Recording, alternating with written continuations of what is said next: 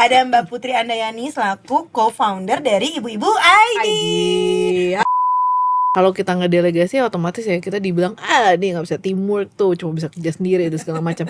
Sama halnya kayak di rumah. Kalau kita nggak bisa delegasiin anak kita untuk dia bisa mandiri, that means you're failed. Pertama yang utama adalah persiapan duit ya. Kalau kita misalnya mau nyiapin anak kita jadi dokter tapi kita baru siapin dari SMA, lu udah dari mana? Benar. Push to the limit. Nomor 1. Ini udah limit banget gak sih? Tapi lower your expectation. Kalau buat ibu-ibu IDC kita mah harapannya pengen dapet investor. Bu, udah sepaket Bu, sekarang investor sama ini acaranya Toserba. Wow, cakep. Selamat datang di Toserba. Terima obrolan serba ada. Halo pelanggan Toserba. Yeay, seneng banget. Hari ini studio baru ya, Ken? Iya dong, kita udah layout baru, semuanya baru. Aduh, Keren semuanya banget baru. sih emang Toserba. Terima obrolan serba ada ya. Dan hari ini spesial banget karena kita kedatangan satu narasumber. Siapa nih? Kenalin dong. Kenalin ya, Grace. profilnya tuh sebenarnya kalau di sosial media udah nggak asing lagi lah ya dia ini. Maksudnya dia ini bikin apa gitu ya? Dia tuh seseorang yang mempunyai apa namanya? Ayo, apa ayo? Apa namanya? Ya, jadi kita pengaruh di sosial media ya. Pengaruh khususnya. Khususnya buat ibu-ibu. Itu Nah, mungkin cluenya. pelanggan ada yang pasti follow sih, karena gue juga follow, lu juga follow kan? Follow dong. Yang namanya Ibu-Ibu ID. Siapa dia? Kita kenalin. Selamat datang Mbak Putri. Yeay. Terima kasih. Ada Mbak Putri Andayani selaku co-founder dari Ibu-Ibu ID. Halo, Ayo, Mbak Putri. siapa yang belum follow? Harus follow ya, Kata wajib kita sih follow. langsung follow ya, karena konten-kontennya itu benar-benar relate banget sama Iya kehidupan lagi, kita. iya lagi. sekarang. Selama buat ibu-ibu yang kebanyakan kayak kita ini ya. Iya. Hai Mbak Putri, apa kabar? Halo. Yeay. Jangan malu-malu dong. Tadi kita ngobrolnya nggak malu-malu. Harus malu-maluin di sini kan. Mbak Putri ceritain dong Mbak Putri backgroundnya sehari-hari kayak apa. Kan mungkin yang kita tahu tuh wah co-founder Ibu-Ibu ID nih. Sibuk Apakah? banget ya, Nah, sibuk banget gak sih? Sebagai seorang putri. Baik, saya sebagai putri ya saya santai-santai aja sih setiap hari, nggak ngapa-ngapain lah beneran. Kayak bangun pagi, terus udah gitu ibadah, terus udah gitu ngopi, abis itu udah nganterin anak sampai depan pintu doang. Nggak nganterin anak sampai depan pintu. Kalau boleh tahu Ibu Putri anaknya ada berapa? Anak saya ada 3. Ada 3. Grace. Yang paling besar? Yang paling besar umur 21. Serius? Iya. 21, mohon maaf nih. Tapi masih awet muda gini ya. Udah banget tadi sumpah gue pikir kayak Gunakanlah skincare dari brand. oh baiklah. Kalau gitu boleh kalau ada yang mau tap in ya. Skincare brand. Silakan ya. kalau mau tap in Skincare, ini skincare brand, contohnya bener. loh. Kita Iya, harus iya, contoh nyata. Supaya awet muda seperti Mbak Nggak Putri. kelihatan kalau punya anak umur 21 tahun Iya ya. benar, itu menggunakan skincare yang campaign brandnya itu tuh yang bertaburan lah budgetnya. Oh, ini berarti tunggu nih. Ini berarti yang freebies gitu ya? Iya, cukup buat semalam, ulang lagi besok yang Gak baru. usah beli Cari ya. brand lagi, buat dapet lagi ya. Asli. Terus yang kedua umur Yang kedua umur 9. Oh, cukup jauh ya dari 21 ke 9 Iya, ya. sesuai ini amal ibadah. sesuai dengan amal ibadah. Baiklah. Kalau yang ketiga Ketiga umur 9. Ketiga umur 8. Oh, enggak. Sorry. Kok juga udah lupa anak gue umur berapa ya? Sampai lupa loh. mungkin ini lupa karena terlalu sibuk ngurus Iya. komunitas, sibuk ngurus terus. Saya bukan karena dia ibu-ibu. Bu, Benar, saya tuh benar. udah di fase ini manggil J, semua aku panggil. Namanya sama. Samanya sama. Oh, berarti kalau misalnya dipanggil J, berarti di rumah nggak ada ART dong ya? Nggak ada. Wow, best. Nanti bisa kita kulik tuh dari Mbak Putri. Lu anaknya 2, ada ART 1 dan Anda bekerja.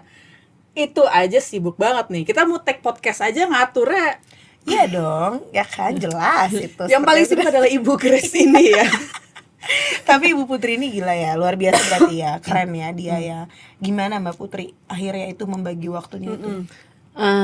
Ya lupakan aja seolah-olah nggak ada waktu. Jadi kayak kan kita ada 7 hari, satu hari 24 jam. Menurut Mbak Putri tuh cukup gak sih 24 jam itu sama satu hari? cukup 24 jam itu kalau misalnya mau fast respon bisa, kalau enggak juga bisa juga. Oh, gue ketahui kesimpulannya. Hidup itu pilihan. Betul, hidup itu pilihan.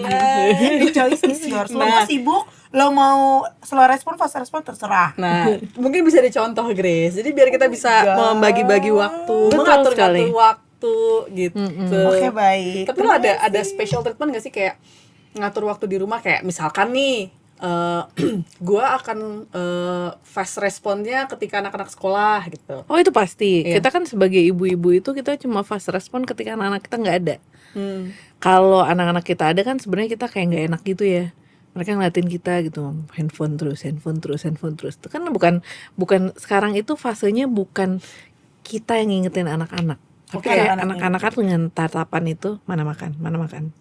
Iya Tapi sih. udah sampai dikomplain kayak gitu, misalnya mama jangan main HP mulu. Gue sih udah. Gue juga udah lagi sama anak gue. Baru anak gue baru Gue 4 tuh tahun. udah dikomplain dengan ini apa namanya?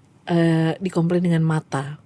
Oh gitu. Jadi cuma pakai bombastic Side eye. Nggak tahu ya. terus. Gitu. sama ya kayak kalau dia minum es terus gitu ya. Handphone Karena gue terus. juga anak gue umur 4 tahun udah komplain di rumah. Mama main handphone terus sih. Iya. Bang main handphone terus sih gitu. Soalnya gimana ya, kan kerjaan semua dari HP ya. Dan kerjaan klien gitu kan kayak nggak ngenal waktu. Sebenarnya yang mereka itu paham bahwa itu tuh sebenarnya kita kerja. Ya, itu adalah teguran keras kayak udah kali kerjanya gitu. Tapi kan in this economy, Pelan tapi dalam. kalau kita tidak bekerja, you know lah ya. Terus nanti mereka ngingetin lagi, "Hey, kembali lagi ke pasal 1. You yang choose mau jadi fast respon atau enggak." Tuh, iya lagi. dalam ya. Tapi itu jadi keresahan lo gak sih, Mbak Put? Iya, jelas dong jadi keresahan karena tiba-tiba gue harus ngilang gitu ya, ngilang harus dengan membalas semua WA itu di saat sebenarnya harusnya gue memperhatikan anak-anak gue. Gue tuh aku tuh dengan anak-anak yang udah gede nih. Kalau kita kan anak-anaknya masih toddler ya, masih kecil. Nah, dengan anak-anak Mbak Putri nih yang emang udah gede, bahkan satu udah umur 21 ya. 9 dan 8 tahun kan. Sebenarnya kan mungkin kayak nggak begitu Into lagi. in lagi kan. Enggak, tapi KPI itu lebih jelas KPI-nya. Nilainya bagus nggak? Terus Oke. dia sakit atau enggak? Enggak, yang utama sakit dulu deh. Iya. Sakit atau enggak? Terus dia ibadah apa kagak? Hmm. Terus habis itu dia nilainya bagus apa enggak? Nilainya bagus terakhir deh. Tuh gue juga nggak jadi KPI gue soalnya. Iya, Cuma paling nggak dari sehat aja dulu. Kalau anak lo sakit-sakitan, maaf nih ya, lu merhatiin anak lu gak sih? Iya sih. Iya, Itu pasti. tapi memasuki mereka preteens kan ya berarti. Apa sih hitungannya?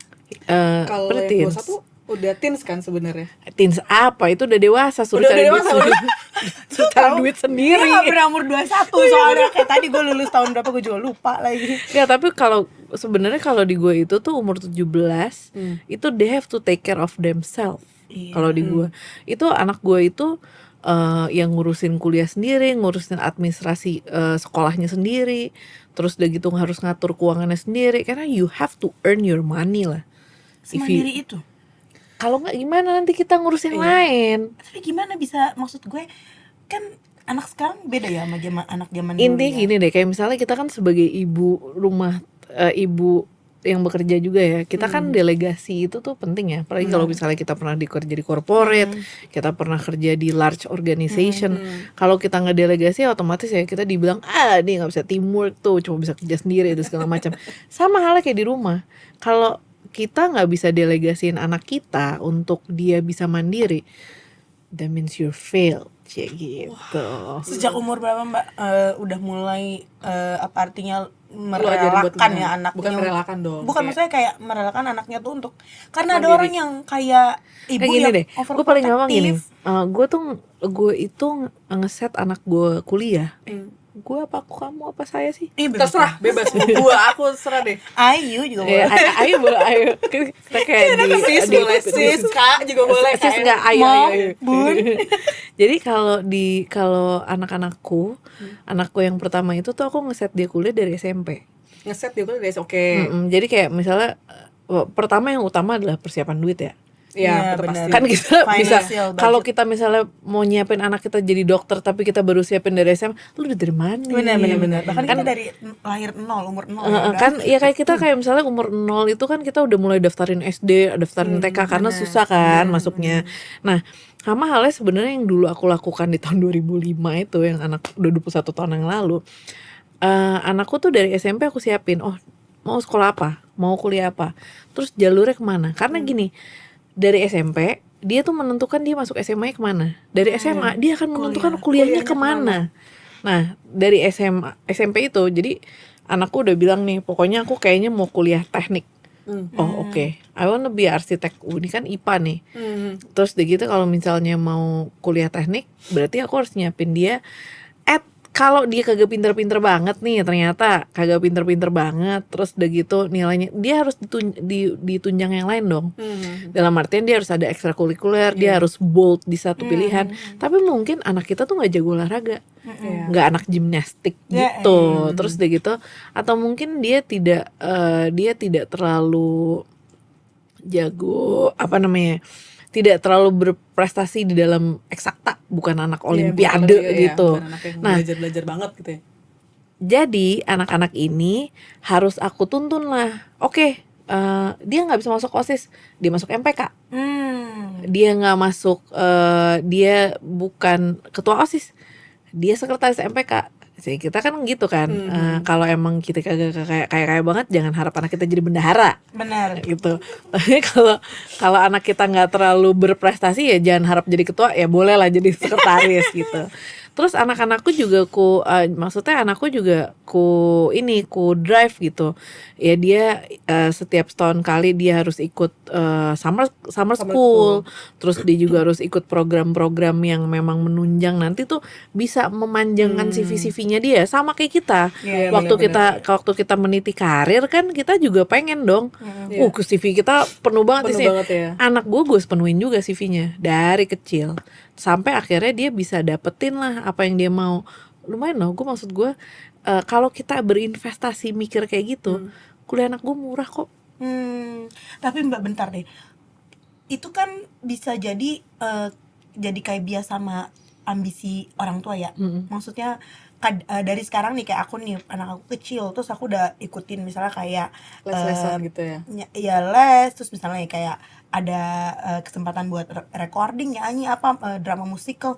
Cuman ada perasaan di diri gue kayak, apa ini ambisi gue ya? Cuman maksudnya kalau di diri aku tuh kepinginnya sebenarnya pengen tahu nih dia suka nggak ya di sini. Kalau dia nggak suka di sini, gue bisa eliminasi, cari dia yang lain lagi yang dia suka. Ini kan sama aja kayak ngejalanin bisnis. You do the A/B testing. Ini works atau enggak ya? Ini works apa enggak ya? Anakku, oh my god, dulu juga banyak banget yang les biola lah, les ini ditinggalin juga. Udah beli mahal-mahal, tapi ya kita nggak bisa forcing anak kita kan. Wujudnya itu aja. Wujudnya itu kalau misalnya kita merasa oh kita tuh driving mereka, enggak. If they don't want it, mereka tinggalin, ya kita harus rela. Gitu. Ada kerelaan di situ. Ada kerelaan di situ. Kalau misalkan gue udah les-les lo capek-capek nih, ternyata lo enggak.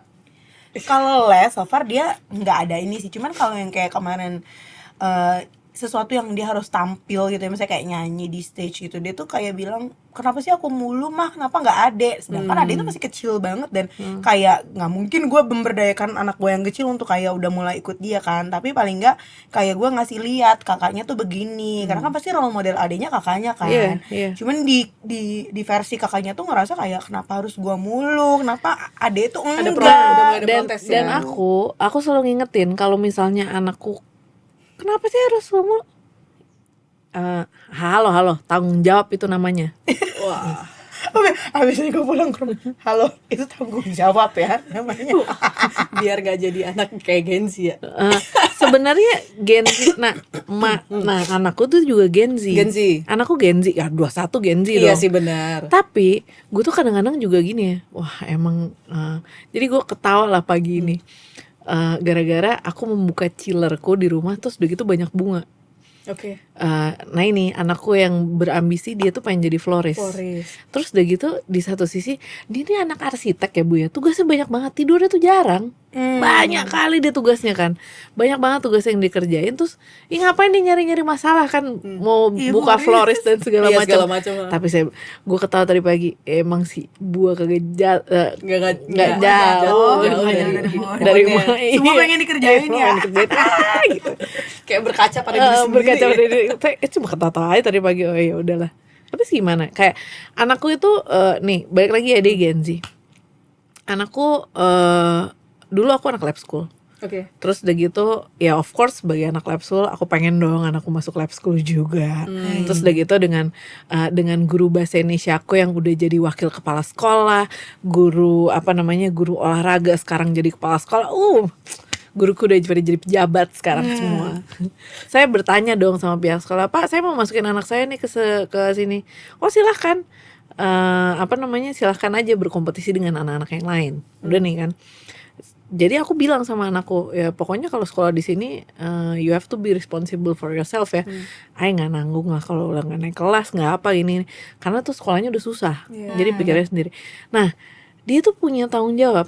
Itu anak gua tidur nggak kurang dari setengah 12 malam every day selama SMA 3 tahun. Nggak kurang dari jam setengah 12 malam belajar terus. Dia nggak jadi nomor 1 juga karena saya juga nggak pernah nuntut gitu. Jadi ya masuk aja situ, siapa tahu temen-temen oke juga gitu ya, karena aku yakin lah dengan networking itu tuh semua betul. Bisa lebih ini. Nah dia ini sendiri, dia tanggung jawab sendiri, responsible sendiri. Udah paham ya, udah ngerti. Dan meskipun tuh masih SMA ya, kayak gue SMA kan ya main aja gitu ya, ngapain sih kita SMA? Kan SMA zaman kita sekolah dengan zaman sekarang tuh kayak beda banget. Makanya sebenarnya aku kayak sebagai orang tua yang punya anak Gen Z juga ya, ketika ngomong Gen Z not responsible, kayaknya enggak deh. Mereka atau itu mungkin kayak nggak semua Gen Z begitu kali ya. Nggak semua Gen Z begitu, cuman karena kita di era konten, bahwa semua bisa dikontenin kan, jadi akhirnya jadi stereotype. Nah dulu kita kan milenial itu susahnya kita stereotype karena kita kena konten. Iya, maksudnya iya tete aja. Iya, tahu-tahu aja. Dia kayak gitu gitu. Karena kan yang kenal-kenal aja kan. Iya, tapi kan kalau sekarang kan lintas crossing, bener-bener crossing. Kayak misalnya dulu kita main sama anak selatan. Selatan, kita anak timur main di timur gitu. Yang crossing tiba-tiba anak selatan main sama anak Karawaci tuh ya. Agak. Kan sekarang kan kita punya negara sendiri, negara Blok M. Semuanya datang mana Bekasi semua ke Blok M semua. Tapi berarti anak lo yang pertama udah kuliah ya? Kuliah di Jakarta apa di Bandung. Di Bandung. Di ITB nggak sih? Ini nggak sedih nggak? Unpar. Lah, soalnya itu lebih bagus daripada ITB. Maaf ya. Wow, baik. Tapi lo ada ini nggak kesedihan kayak wah anak gue yang paling tua pergi dari rumah, bukan pergi ya? Sebenarnya bukan pergi yang sebel itu gue, gitu. Anak gue tuh sibuk, jadi nggak bisa ditelepon. Kayak gitu-gitu maksud gue kayak apa ya, lo kan jadi ibu-ibu tuh kayak yang ngabarin apa kayak cuma say hi atau kayak. Tapi kita sebagai perempuan itu tuh karma buat kita. Dulu kita berapa cowok yang kita gituin? Berapa Grace? Tapi nggak sih, emang sih gue tuh juga kayak bingung ya sama anak gue nggak men-stereotip Gen Z lah ya, tapi maksudnya mungkin anak-anak zaman sekarang gitu yang kayak bersosmed pun postingannya 0 fotonya 1 tapi kayak like-nya banyak gitu kan, terus kayak di archive yang lebih parah menurut gue WhatsApp sih. Kayak itu kan handphone itu dipakai buat berkomunikasi kan, tapi not even dibales. Kayak kita udah ngomong panjang kali berkali tinggi cuma balas kayak oke atau apa, atau bahkan kayak dibalasnya nanti malam gitu. Gimana kalau ada hal yang urgent gitu? Nah itu sih. Kalau jadi sebenarnya sama anakku tuh juga kayak gitu, problem utamanya ya sama hampir semua Gen Z. Jadi enaknya kan kalau misalnya aku kerja sama Gen Z gitu ya, aku bisa membuat mereka kayak gue nih cocok jadi ibu loh. Jadi lo jangan kurang ajar sama gue. Intinya ngomongnya gitu lah. Karena anak saya Gen Z juga. Jadi saya ngomong kadang-kadang kan saya ngomong sama, adalah kita beberapa yang ngomong sama Gen Z juga, cuma beda 2 tahun 3 tahun kan sama anak gue kan. Jadi gue kayak bisa mengibaratkan, hey, Anda mau dimasukin ke rahim saya atau enggak? Wow, tetap gitu ya. Tetap ada Simba momen. Iya, tetap ada momen-momen lo mau gue masukin lagi. Ternyata dari dulu udah ada tuh ya. Iya, pada gue mau ngulang lagi sebenarnya. Kita mau ngulang lagi ini yang lama. Nah, balik lagi sih, tapi ya menurutku Gen Z ini tuh benar deh, mereka mungkin punya cara komunikasi yang berbeda. Tapi kalau dibilang mereka responsibel, mereka tuh lebih responsibel loh. Benar-benar. Mereka cuman cara komunikasinya aja beda. Mungkin mereka sama kayak 5 generasi kita di atas. Mungkin tahun 1920 tuh orangnya kayak Gen Z gitu. Aduh, harus gue 20 ya. ya mungkin balik lagi ya, balik ke Kan it's a cycle of life kan. Iya benar, cycle of life. tapi maksudnya dengan tadi kayak Mbak Putri bilang susah di reach gitu kan, misalnya kayak aduh balas telepon lama, kan telepon lama balas pesan lama gitu kan, gimana caranya Mbak Putri tuh ngatur tetap gitu bisa deket sama mereka, apalagi kuliah di Bandung kan. Mereka ini ya sebenarnya kayak kadang-kadang ini anakku aja disuruh pulang, disuruh pulang, dia habis itu pergi aja terus sama temennya. Iya benar. Nah, Iya, begitu itu sebenarnya juga contoh dari kita Ibu. waktu masih muda ya. Kita Disuruh juga. pulang. Nah, tapi kan pergi kita mulu nih. kita punya strategi lama juga. Mau dinner nggak di mall? Kau ajak teman kau. Tapi mau, maksudnya kan ada Ya yang kayak mau lah, siapa sekarang, kita zaman dulu kan diajak orang tua pergi sama orang tuanya si ini makannya enak nih, kita aja itu makan, cari makan gratis kan. Paling cuma tinggal kita doang agak boncos ya karena dari ada temen-temennya. kayak iya apaan sih mama, aku nggak mau, aku mau pergi sama temen-temen aku lah, kayak ngerasa diintilin gitu loh. Kalau aku sih membuat mereka tuh datang ke aku. Saya ku tabung-tabung lah itu uang biar bisa agak-agak enak dikit makannya. Iya, biar kalau makan bisa ngajak temennya. Ngajak temennya, kemana juga ngajak. kan kalau temen lo ajak aja gitu. Iya, terus begitu kan kalau lo ngajak teman anak lo kan belum tentu teman anak lo mesennya nggak ini, mesennya Iya. cuma 1-2 kan. Iya, benar. Kalau mereka tahu pergilah masih tante ini, kita makan aja semuanya.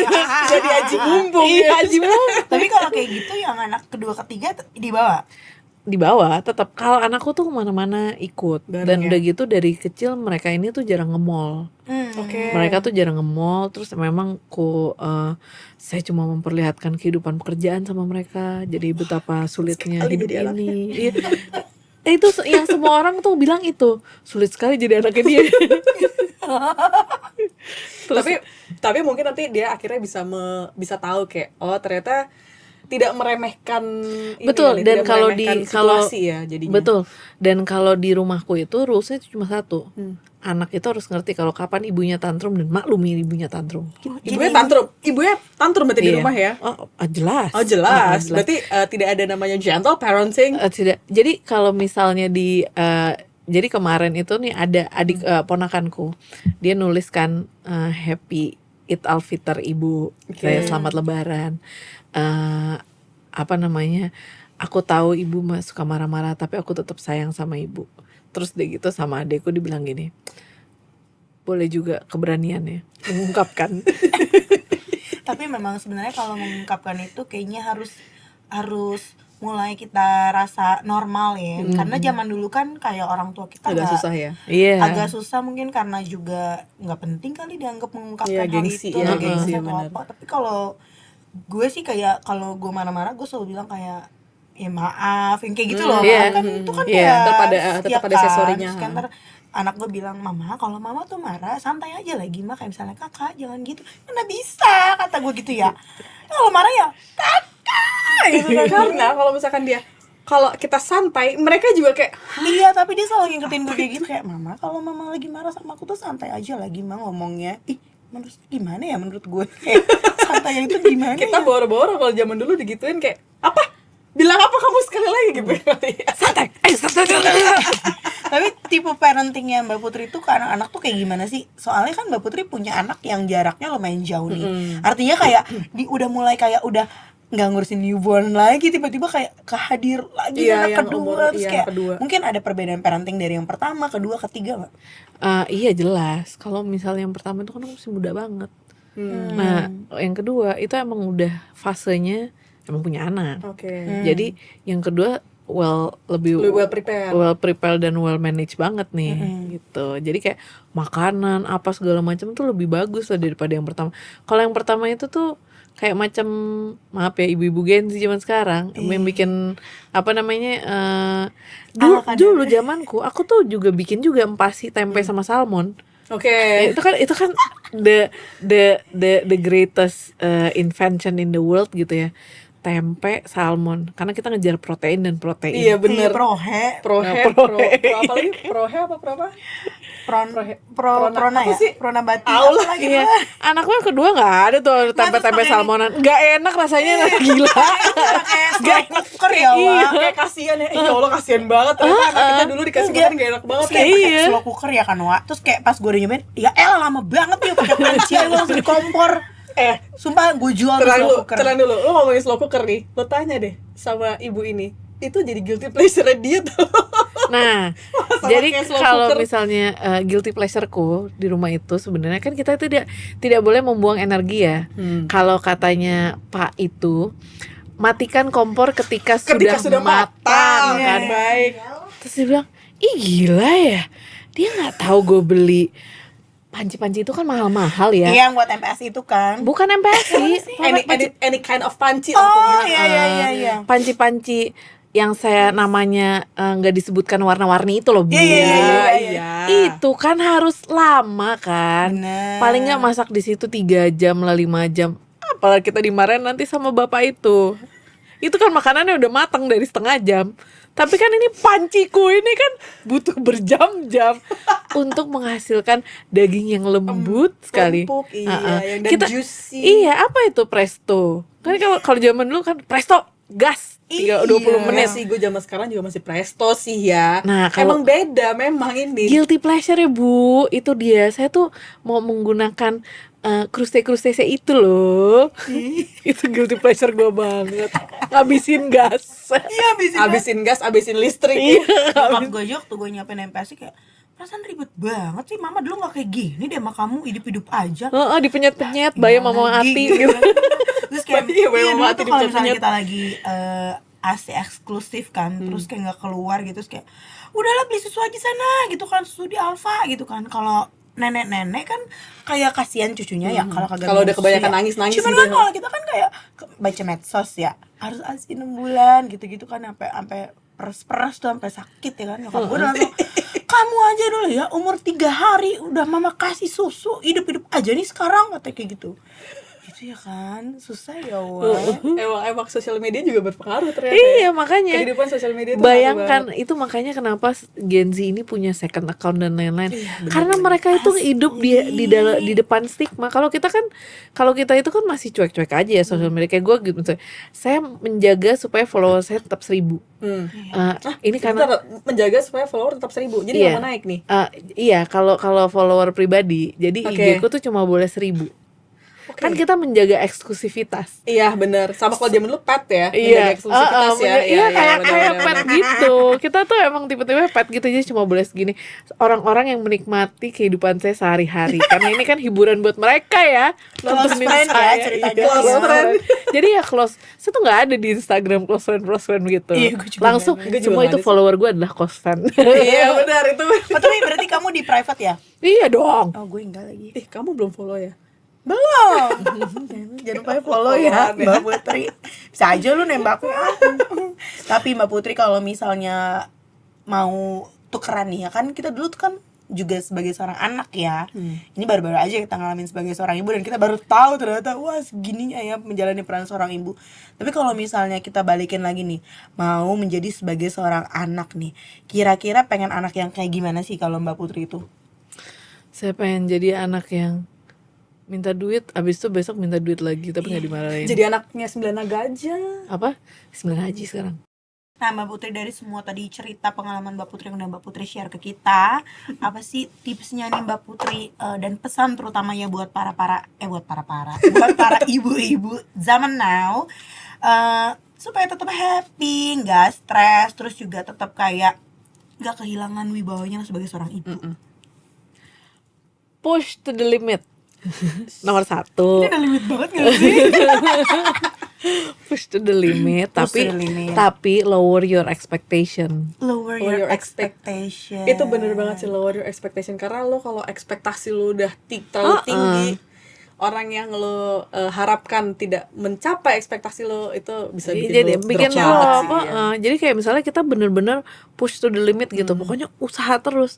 Tapi kita jangan expect sebenarnya buat bisa jadi kayak gitu. Iya benar-benar. Yang penting udah usaha gitu ya. Iya, udah usaha aja. apapun hasilnya ya yang baik kita jalani. Progres lanjutin. Bu, progres, yang penting progres. Yang penting progres. Iya.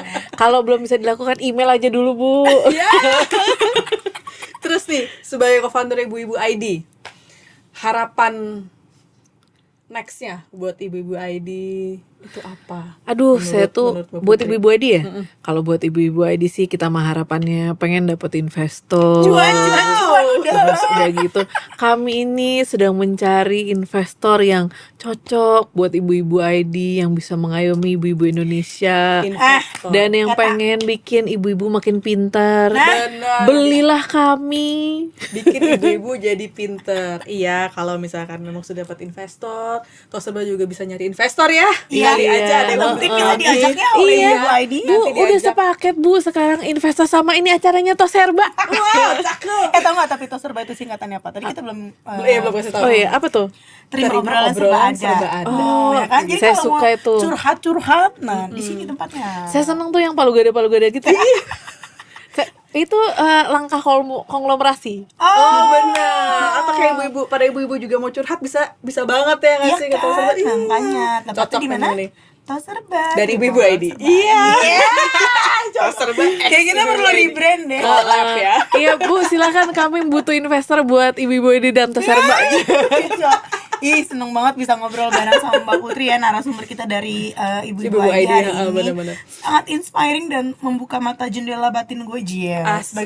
Sebagai seorang ibu-ibu, Iya sebagai kan? seorang ibu pekerja, ibu-ibu di rumah yang harus membagi waktu 24 jam itu nggak cukup, gimana caranya bisa cukup? Tuh, ya. Itu keren banget sih. Thank you Mbak Putri udah main-main ke Tos Thank you Serba. banget, Mbak Putri. Sukses terus buat bisnis, buat komunitas, tetap jadi ibu yang hebat dan tetap jadi ibu yang menginspirasi ibu-ibu di luar sana.